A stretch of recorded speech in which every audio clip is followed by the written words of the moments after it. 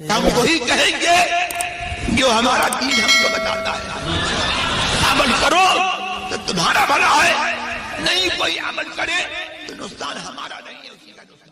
احمدک یا اللہ والصلاة والسلام علی رسول اللہ، اما بعد فاعوذ باللہ من الشیطان الرجیم، بسم اللہ الرحمن الرحیم.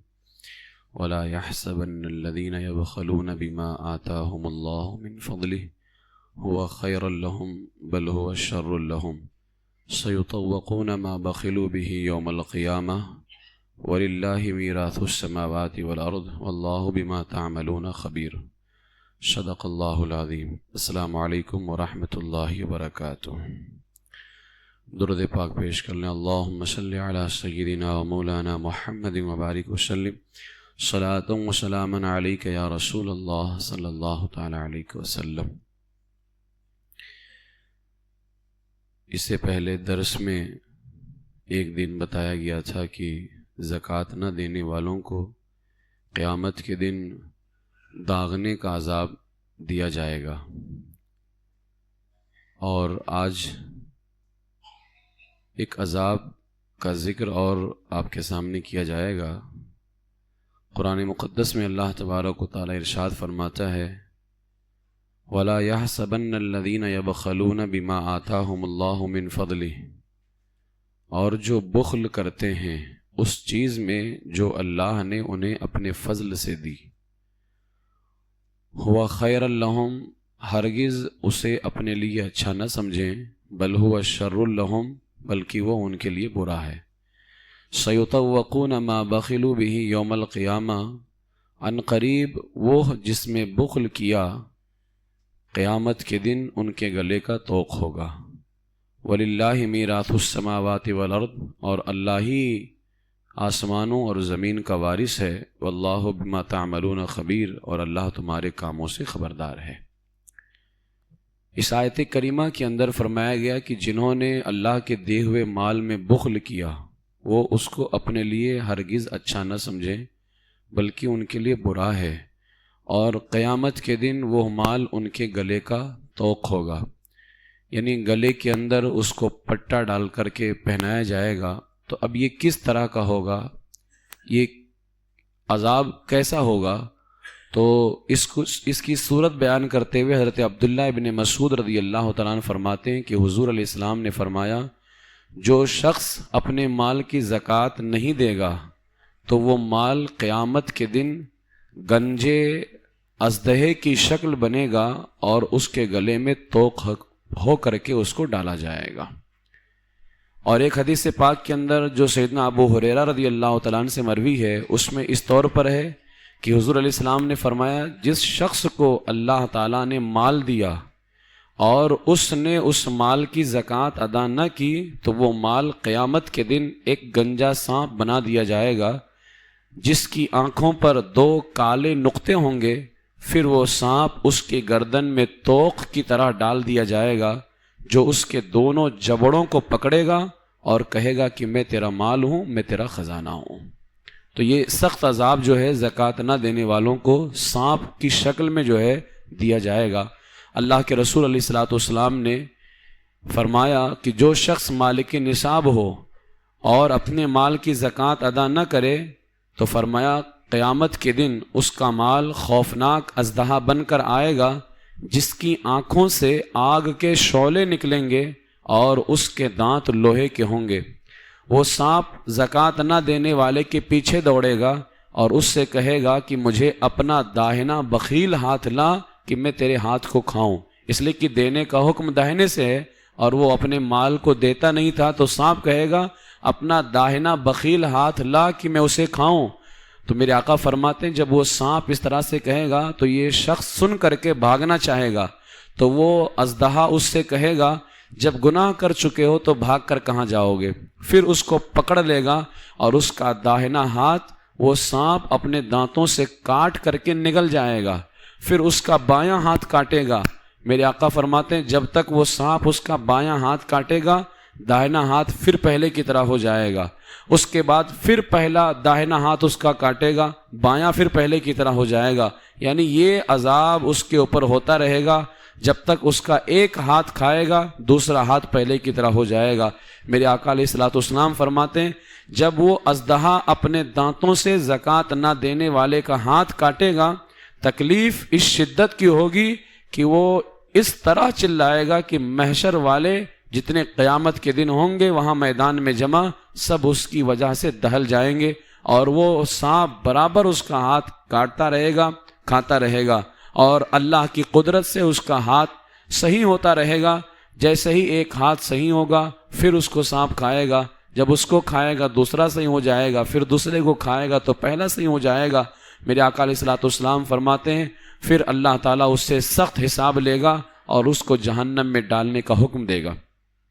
یہ بندہ اس سانپ سے پوچھے گا کہ آخر تو ہے کون؟ تو وہ سانپ کہے گا کہ میں تیرا وہ مال ہوں جس کی تو نے زکوٰۃ ادا نہیں کی ہے، آج میں تیرا دشمن ہو گیا ہوں اور تجھے ہمیشہ عذاب دیتا رہوں گا، یہاں تک کہ اللہ تعالیٰ تجھے بخش دے۔ جب تک اللہ نہیں بخشے گا میں تجھے عذاب دیتا رہوں گا۔ اور جن لوگوں کا حق تیرے مال میں اللہ نے رکھا تھا، یعنی تو نے فقیروں کو زکوٰۃ ادا نہیں کی جبکہ وہ ان کا حق تھا، تو جب تک اللہ بخش نہیں دے گا اور فقراء فقیر تجھے معاف نہیں کر دیں گے میں اس وقت تک تجھ کو عذاب دیتا رہوں گا۔ پھر اس کے بعد اس شخص کو سر کے بل میرے آقا فرماتے ہیں گھسیٹتے ہوئے جہنم میں پھینک دیا جائے گا اس کو۔ تابعین کرام رضی اللہ تعالی عنہم کی ایک جماعت جنہوں نے صحابہ کرام کا دیدار کیا، تاریخ میں آتا ہے کہ تابعین کی ایک جماعت جو ہے ایک بزرگ کی زیارت کے لیے تشریف لے کر کے آئی۔ جب ان کو وہاں بیٹھے ہوئے کچھ دیر ہو گئی تو حضرت ابو سنان رضی اللہ تعالیٰ عنہ نے فرمایا کہ ہمارا ایک پڑوسی انتقال کر گیا ہے، چلو اس کی تعزیت کے لیے اس کے بھائی کے پاس چلتے ہیں۔ تو محمد بن یوسف فریابی کہتے ہیں کہ ہم جو ہے ان کے ساتھ میں گئے، اس کے بھائی کے پاس پہنچے تو کیا دیکھا کہ اس کا بھائی رو رہا ہے، تو ہم نے اس کو کافی تسلی دی، ہم نے اس کو بتایا، صبر کی تلقین کی، ہم نے کہا کیا تمہیں نہیں معلوم کہ ہر شخص کو مرنا ہے؟ تمہارا بھائی آج دنیا سے گیا ہے تو کیا ہوا، اور بھی لوگوں کے بھائی دنیا سے جاتے ہیں، صبر کرو۔ تو وہ کہنے لگا یہ جانتا ہوں مگر میں اپنے بھائی کے جانے پر نہیں رو رہا ہوں بلکہ میں اپنے بھائی کے عذاب پہ رو رہا ہوں۔ جانا تو دنیا سے ہر کسی کو ہے لیکن میں اس کے جانے پہ نہیں رو رہا ہوں، اس کے عذاب پہ رو رہا ہوں۔ تو وہ تابعین کی جماعت کہتی ہے کہ ہم نے پوچھا کیا اللہ نے تجھے غیب سے بتا دیا تیرے بھائی کے عذاب کے بارے میں؟ تجھے کیسے پتا چلا کہ تیرے بھائی کو عذاب ہو رہا ہے اور کس طرح کا عذاب ہو رہا ہے؟ تو وہ کہنے لگا ایسا تو نہیں ہے، کوئی غیب کی خبر نہیں آئی ہے، لیکن ہوا یوں کہ جب سب لوگ میرے بھائی کو دفن کر کے چل دیے تو میں وہیں بیٹھا رہا، میرا بھائی تھا، میں بیٹھا رہا اس کی قبر کے پاس۔ جب کچھ دیر میں بیٹھا رہا تو وہ کہتا ہے کہ میں نے اس کی قبر سے آواز سنی کہ میرا بھائی کہہ رہا تھا آہ مجھے تنہا چھوڑ گئے اور میں عذاب میں مبتلا ہوں، میری نمازیں اور میرے روزے کہاں گئے؟ تو وہ کہتا ہے کہ میں جب یہ آواز سنا تو مجھ سے برداشت نہ ہو سکا کہ میرے بھائی کی آواز آ رہی تھی کہ مجھے عذاب میں مبتلا چھوڑ کے چلے گئے، میری نماز کہاں گئی، میرے روزے کہاں گئے؟ تو وہ کہتا ہے کہ میں نے اس کی قبر کو کھودنا شروع کیا کہ دیکھوں کہ میرا بھائی کس حال میں۔ تو انہوں نے کہا کہ جیسے ہی میں نے قبر کھولی تو کیا دیکھا کہ قبر میں آگ دہک رہی ہے اور اس کی گردن میں آگ کا توق پڑا ہوا ہے گردن کے اندر۔ تو وہ کہتا ہے کہ اب بھائی تھا میرا، میں محبت میں دیوانہ وار آگے بڑھا اور سوچا کہ اس کے گلے سے آگ کا توق اتار دوں۔ کہتے ہیں جیسے ہی میں نے ہاتھ لگایا یہ میرا ہاتھ انگلیوں کے ساتھ میں جل گیا ہے۔ وہ تابعین کی جماعت کہتی کہ ہم نے اس کا ہاتھ دیکھا تو واقعی بالکل کالا ہو چکا تھا جل کر کے وہ۔ تو اس نے اپنی بات آگے جاری رکھتے ہوئے کہا کہ جب میرے ساتھ یہ معاملہ ہوا تو میں گھبرا گیا، میں نے قبر پہ مٹی ڈالی اور واپس آ گیا، اب بتاؤ میں روؤں کہ نہ روؤں؟ یعنی میں اس کے جانے پہ نہیں رو رہا ہوں، اتنا سخت عذاب اس کو ہو رہا ہے کہ میں صرف ہاتھ بڑھایا تو میری انگلیاں جل کر کے کالی ہو گئی ہیں، تو جس پہ یہ عذاب ہو رہا ہے میرے بھائی پہ اس کا کیا حال ہوگا؟ تو وہ بزرگ تابعین کی جماعت تھی، انہوں نے کہا کہ ہم نے اس سے پوچھا آخر تیرے بھائی کا کوئی ایسا عمل تھا جس کی وجہ سے یہ سزا مل رہی ہے؟ اب نماز تو وہ چھوڑتا نہیں تھا، روزہ بھی چھوڑتا نہیں تھا، تبھی تو وہ کہہ رہا تھا نا کہ میری نمازیں کہاں گئیں، میرے روزے کہاں گئے؟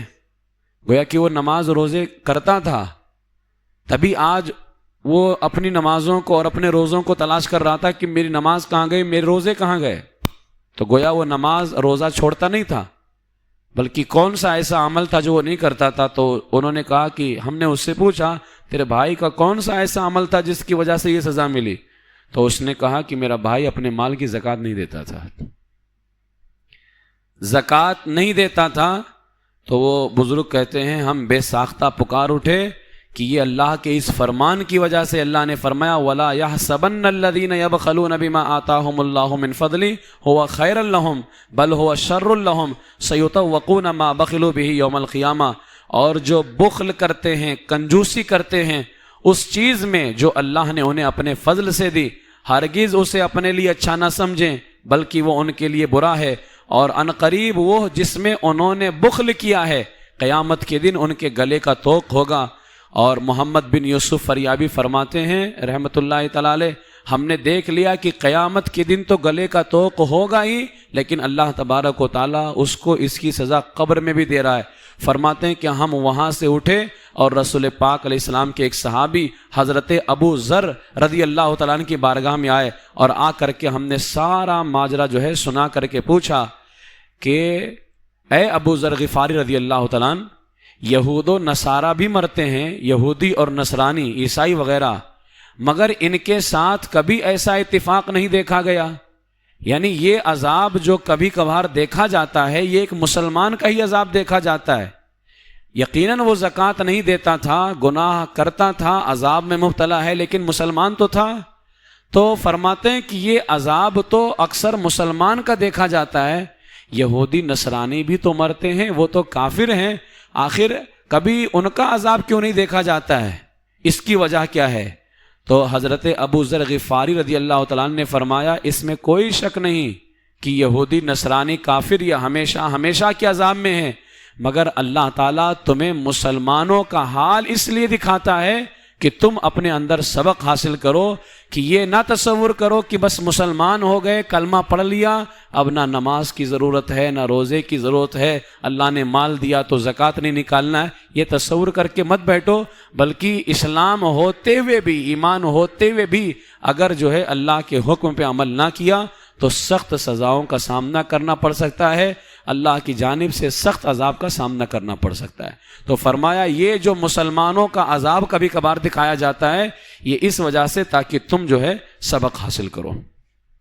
حضرت عبداللہ ابن عباس رضی اللہ تعالیٰ عنہ فرماتے ہیں ان کے زمانے کے اندر، حضرت عبداللہ ابن عباس کے زمانے میں ایک شخص بہت مالدار تھا. جب اس کا انتقال ہوا اور اس کے لیے قبر کھودی گئی تو وہاں ایک بہت بڑا اژدہا نظر آیا. لوگوں نے آپ کو اس کی اطلاع دی کہ فلاں شخص کی قبر کھودی گئی تو وہاں اژدہا نظر آیا. آپ نے فرمایا دوسری قبر کھود لو، یعنی وہاں اگر اژدہا نظر آیا تو دوسری قبر کھود لو. جب دوسری قبر کھودی گئی تو وہاں بھی اژدہا نظر آیا. اس طرح 7 قبریں کھودی گئیں اس شخص کے لیے اور ہر جگہ اژدہے کو موجود پایا. حضرت عبداللہ ابن عباس رضی اللہ تعالیٰ نے اس کے گھر والوں سے پوچھا تو وہ کہنے لگے کہ یہ شخص اپنے مال کی زکوٰۃ نہیں دیتا تھا. جب اتنا سنا تو آپ نے فرمایا اب ایک کام کرو، اس کو اژدہوں کے ساتھ میں ہی قبر میں دفن کر دو، اس لیے کہ پوری دنیا میں جہاں کہیں بھی کھودو گے اس کی قبر میں اژدہا نکلے گا، اس لیے اس کو اس کے قبر میں اژدہوں کے ساتھ میں ہی دفن کر دو. اس سے پتہ چلتا ہے کہ زکوٰۃ نہ دینے والے کو قیامت میں تو عذاب ہوگا ہی ہوگا، لیکن اللہ تبارک و تعالیٰ قبر کے اندر بھی اس پہ عذاب مسلط کرے گا. لہٰذا میرے عزیزو، جن حضرات پر اللہ تبارک و تعالیٰ نے زکوٰۃ فرض کیا ہے، اللہ تبارک و تعالیٰ کا دیا ہوا مال ہے، تمہارا اپنا کچھ بھی نہیں ہے. اور قارون جو تھا تباہ ہوا، اور بہت سارے آج یہ بھی سوچتے ہیں ہماری محنت ہے، ہم نے کمایا ہے، ہم نے رات دن ایک کیا ہے. آپ نے رات دن ایک کیا اور یہ تصور کر کے بیٹھنا کہ یہ سب ہماری محنت کا کمایا ہوا ہے، یہی تو تباہی ہے، یہی بربادی ہے. اس لیے کہ قارون کے پاس میں جو خزانہ تھا، تو قارون نے جو زکوٰۃ کا انکار کیا تھا اس کی بنیادی وجہ یہی تھی کہ وہ کہتا تھا کہ یہ سب میں نے اپنے علم سے حاصل کیا ہے، میں جانکار ہوں، میں نے کام کیا، میں نے جو ہے فلاں فلاں کام کیا ہے تو مجھ کو یہ دولت ملی ہے.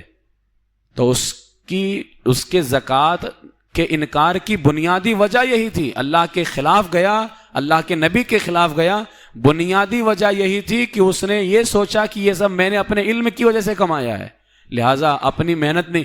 کتنے حضرات محنت کرتے ہیں لیکن کچھ نہیں کماتے ہیں، کتنے محنت کرتے ہیں لیکن کچھ نہیں. اور کتنے حضرات ایسے ہیں جو تھوڑی سی محنت کرتے ہیں بلکہ وہ کہتے بھی ہیں کہ ہم مٹی کو بھی ہاتھ لگائیں تو سونا بن جاتا ہے.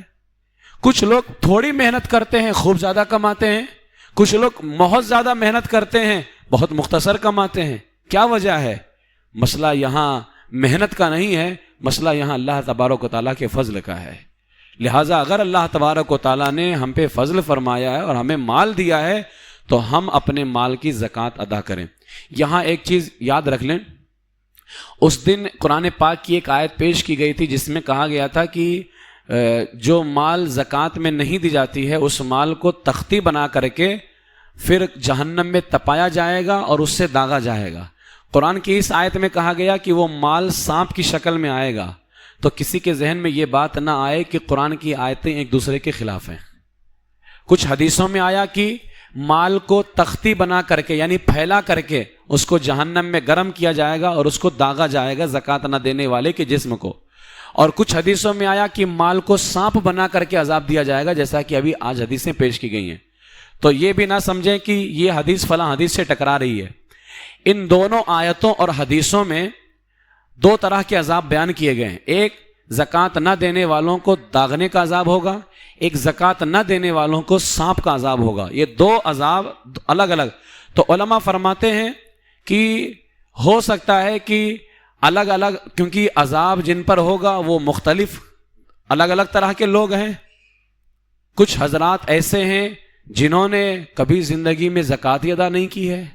کچھ حضرات وہ ہیں جو زکوٰۃ تو دیتے ہیں لیکن زکوٰۃ دینے میں وہ جو ہے اپنی ذمہ داری پوری نہیں کرتے ہیں، بس جس کو چاہا زکوٰۃ دے دیا، جتنا چاہا نکال دیا. وہ بالکل یہ نہیں کرتے کہ ہاں ہمیں اچھے سے دیکھنا چاہیے کہ ہمارے مال میں کتنا زکوٰۃ ہو رہا ہے. تو فرمایا کہ عذاب والے الگ الگ ہوں گے، تو اس بنیاد پر دو طرح کا عذاب بیان کیا گیا. اور علماء کی ایک جماعت فرماتی ہے کہ ایسا بھی ہو سکتا ہے کہ یہ دونوں طرح کا عذاب اللہ تبارک و تعالیٰ جمع کر کے زکوٰۃ نہ دینے والے کو دے گا. یعنی داغنے کا عذاب بھی ہوگا اور سانپ والا عذاب بھی ہوگا. اور اس کی بہترین تشریح کرتے ہوئے شاہ ولی اللہ محدث دہلوی فرماتے ہیں کہ سانپ والا عذاب اور تختی بنانے والا عذاب، فرماتے ہیں یہ جو دو الگ الگ عذاب بیان کیے گئے، فرماتے ہیں تختیاں بنا کر داغنے کا حال یہ ہے کہ اگر آدمی کو اجمالاً، یعنی جو بندہ جس کو اللہ نے مال دیا ہے، اگر اس کو مطلق اپنے مال سے محبت ہے، یعنی بس وہ مال سے پیار کرتا ہے، تو فرمایا گیا کہ اس کا پورا مال قیامت کے دن ایک سانپ بن کر کے آئے گا اور اس کو عذاب دے گا، اس کے پیچھے لگ جائے گا. یعنی بس اپنے مال سے محبت کرتا ہے. تو اگر کوئی بندہ ایسا ہے جس کو صرف اپنے مال سے، مطلق مال سے محبت ہے، تو اس کا مال قیامت کے دن سانپ کی شکل میں اس کو عذاب دے گا. اور فرمایا وہ مالدار جو اپنے مال سے محبت بھی کرتا ہے اور اس کے بعد میں وہ اس کو گن گن کر کے رکھتا ہے کہ یہ فلاں فلاں سکے ہیں، یہ ایسے ایسے سکے ہیں، یہ ایسا ایسا مال ہے. تو فرمایا گیا اگر اپنے مال کیا ہے یہاں بیٹھا کرو تو بالکل سیدھے سے بیٹھا کرو، ٹھیک ہے، ورنہ پیچھے جایا کرو.